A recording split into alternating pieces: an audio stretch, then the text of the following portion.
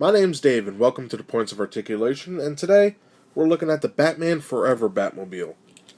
Now, I know there's a lot of hate towards Batman Forever, which is the Batman of the 1995 year, before Batman and Robin. And I don't know, as a kid, I didn't like it because I liked Michael Keaton's portrayal in his two movies, but I always liked the Batmobile.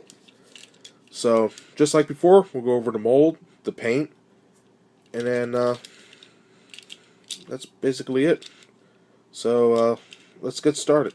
Now for the 1995 Batmobile, there is a lot of detail. See, Michael Keaton's Batmobile from the '89 movie and Returns, it was very smooth. And this Batmobile took it in the whole opposite direction. And what I mean by that is, you have these ribs, and you have more fins and spikes, and these pieces up top of here extend, and it's hollow on the inside. Like, there's just a lot more detail.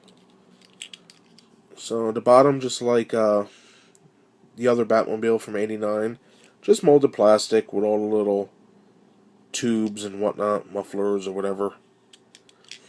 Tires again are rubber. Hubcaps are painted with the bat symbol, so that's pretty cool, and they are chrome. And then right here we have these ribs down the hood, ribs in the front. And this piece here is also very thin.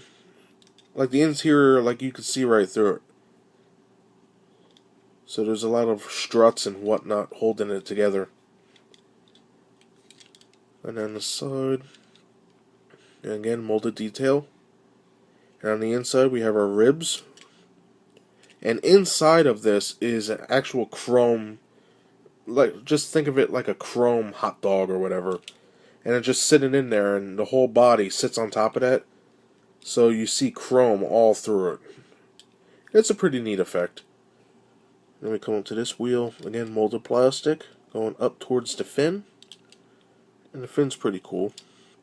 On the back we have our jet engine. And it's pretty smooth back here.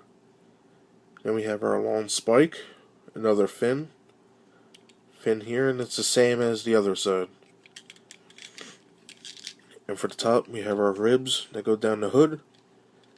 This section here, which is molded plastic.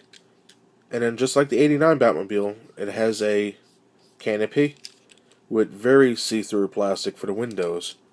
And it actually opens up. And it's hard to make out because everything's chrome. It's not painted like the other one.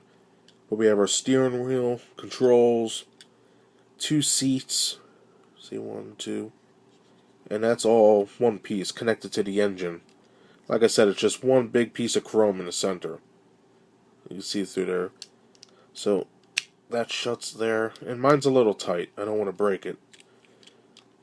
And we have our little ribs going down the, whatever this part is, center spike. And then the big bat wing. And I really like the design. I thought it was a nice departure from the Keaton Batmobile. And that does it for the mold, really. Okay, for the paint for the Batman Forever Batmobile, it's not as nice as the Keaton version, which is all shiny. This Batmobile doesn't have any of that. It's basically flat black from the front to the back. But it does have some paint. Like I said, there is the bat symbol painted on the wheels. And then in the front we have silver right here and on this side. And also on the lights in the front. And now besides that, the whole vehicle is the same type of black.